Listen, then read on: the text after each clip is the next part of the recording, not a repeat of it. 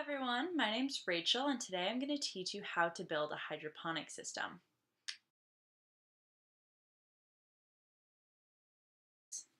Hydroponics is the process of growing plants without the use of soil. So instead of soil, sand, gravel, or clay or a liquid could be used.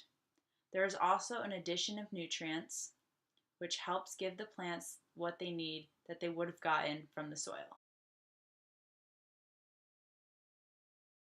What's amazing about hydroponic systems? Well, if you don't have a backyard or access to a garden to grow your own vegetables, a hydroponic system is a lovely way to do that inside. These systems that you can build by yourself can be customizable given the space that you have. So let's say you live in a dorm or you live in an apartment or you have a big house. You can make a system that will fit the area and the space that you have in order to fit what is best for your needs. With traditional gardening and farming, oftentimes there's the use of pesticides and fertilizers. Those fertilizers and pesticides and other chemicals that may be applied to the plants often run off into our waters and pollute them. With the hydroponic systems, it is a closed system, so the nutrients are running through the bucket and the system without getting back into the environment. So a hydroponic system benefits the environment by making sure that none of the nutrients are leaked into our waterways, polluting them. Traditional gardening and farming, there's often a lot of water that is not used by the plants. In a hydroponic system, they use 20 to 50% less water than traditional gardening and farming. The numbers, there's all sorts of different numbers out there, but most importantly, there is less water used in this type of system than the traditional way of growing plants. Most importantly, it's fun to build a system like this and watch your plants grow. The cons. Boo-hoo! Fortunately, hydroponic systems can be expensive depending on the type of system you build and the size of it. The system I'm going to show you today cost me about $50. Another downside to hydroponics is that it relies on electricity. So if there's a power outage, unfortunately, your system will be down unless you have a generator. The system that I'm going to teach you how to build today is made out of PVC. PVC is not a food safe type of plastic. So with this system, there is a potential of chemicals from the plastic leaking into the water system. So I just want to let you know that I'm not saying that this system is 100% safe. There are risks that are involved in this type of system. However, I'm willing to take the risk. For this system, you will need 4 feet of 3-inch PVC. The 4 feet will then be cut into 2 pieces, each 2 feet. 2 rubber end caps with the clamps on them. You will also need 2 elbows and a connector to put the 2 elbows together. You will need a pump and a hose to go with it, an aerator, nutrients, net cups, or you could also use solo cups. I'll show you how to do that in a little bit. And you will also need clay pebbles or hydroton. PVC primer and glue. Also need a 5-gallon bucket. I got the PVC tube, the elbows, the connector, and the end caps at a plumbing supply store. I went there because it was more convenient for me. These items can also be found at Home Depot. I had a 5-gallon bucket at home along with its lid from Ace Hardware. If you do not have one at home, you can get one at Ace Hardware, Home Depot, or Lowe's. Most places like that will have a 5-gallon bucket with a lid. I purchased the aerator, the pump, the nutrients, and the net cups at a hydroponic store. If you do not have access to a hydroponic store, you can find those items at Home Depot, but you may have to order the nutrients online.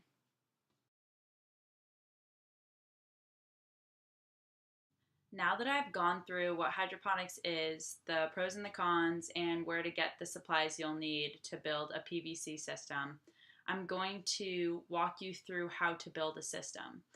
I wanted to film me making my system so that it would be easier for you to follow, but unfortunately I was unable to do that. However, I do have clips of some parts of the system being built. Okay, so here's the hydroponic system. It's a little bit disassembled right now because I'm going to show you how to build it. The first thing I did was I measured out the spacing on my holes that I wanted. And then I used a hole saw to drill a hole into the 2 pieces of 2-foot PVC. Once the holes are drilled, I glued this piece right here to this piece. In order to do that, you put the primer, the PVC primer, on the outside of this piece and on the inside of this piece. Once you have used the primer, you put the glue on the outside of this piece and the inside of this piece. The primer just acts as a cleaning agent to get rid of any chemicals there, and the glue is applied directly on top of the primer. After I put the glue on, I stuck the 2 pieces together. I then repeated the same thing on this side, putting this piece connecting it to this one. It's important to work on a flat surface to make sure that these 2 pieces are level. After I assembled the PVC and glued it together, I made the end caps.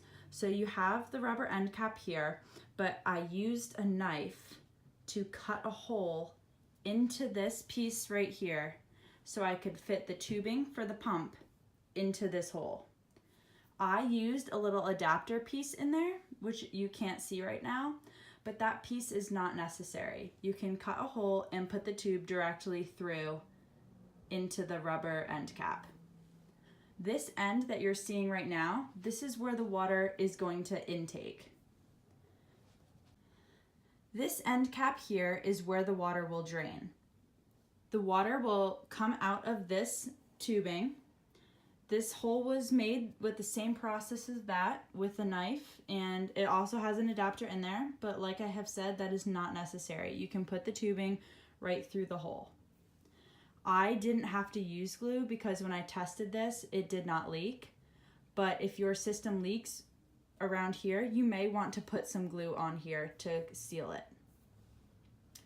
Right here, you'll see that I drilled another small hole and there's this tubing going through it.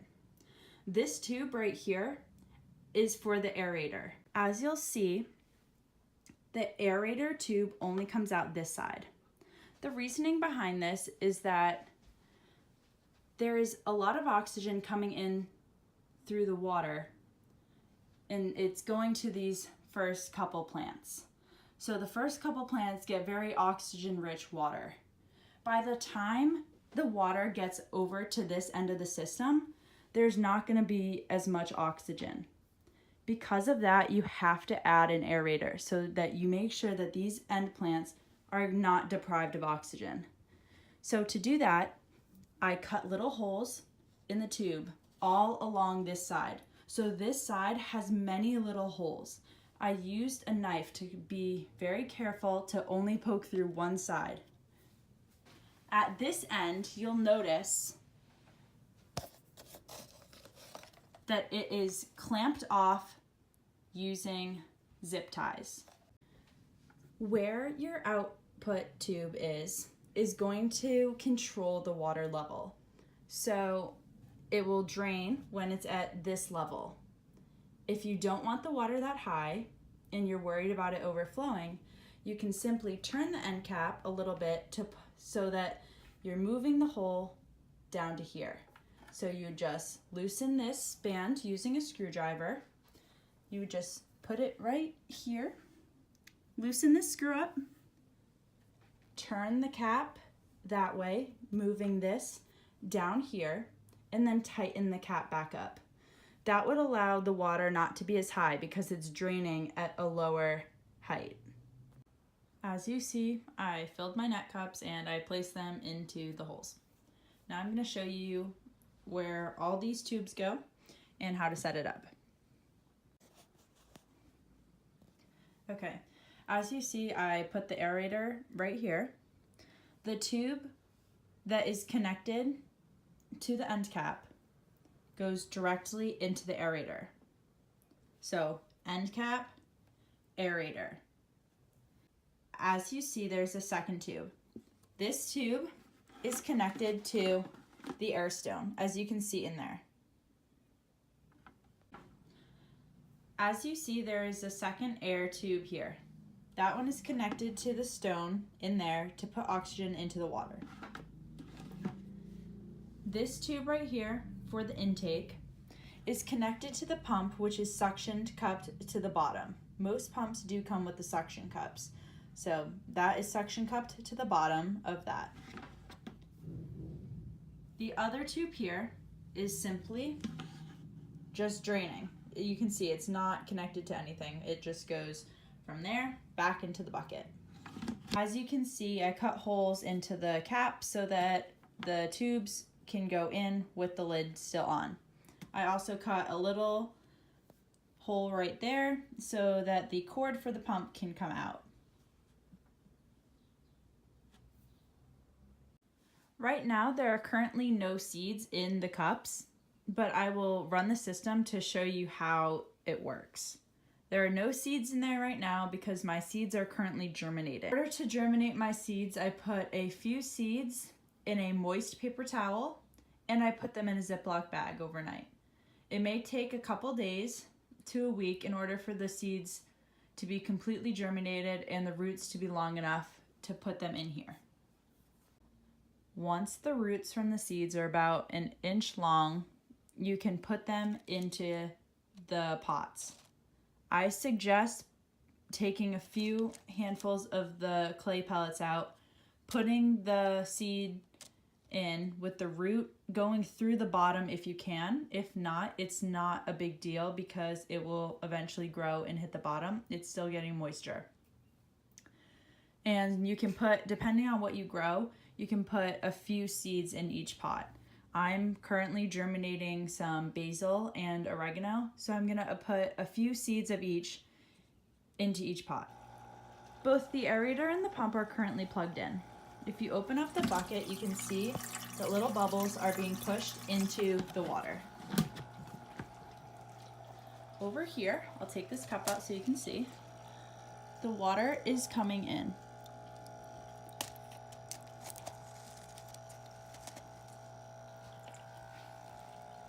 On this side, you'll see that the bubbles are in there, which is good, and the water is draining from there. As you can see, I did not do a very good job washing these clay pellets. It is important to wash off all the debris from them. With the aerator, most of them come with a little switch here, so you can, does not really matter what setting you have it on, whatever you prefer. You can turn it to more air, less air, and so on. The same goes for the pump. The pump has a setting. Most pumps have a switch on them so that you can adjust how much water is moving per hour. Up and running, you can add the nutrients. This is just some general nutrients for a hydroponic system. I suggest just following the directions on the back of the bottle that you buy. And you add that directly to the reservoir. That way it is pumping through the system. Each type of nutrient has its different amount that you should add per every other week or so. Just follow the directions on the bottle of the nutrients that you get.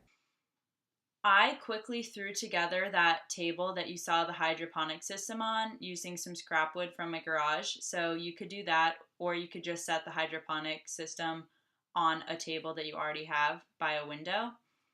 It's just important that the system is above the bucket so that the water will drain back into the bucket. I hope you all enjoyed the video and I hope that it was easy to follow. Like I said, this system is customizable, so if you wanted to make it smaller or larger, Depending on how many plants you want to have, feel free, go ahead, get creative. It's a fun system, it's fun to learn how to do, and you can really get into it, and it could be a new hobby. Thanks for watching my video, and happy growing!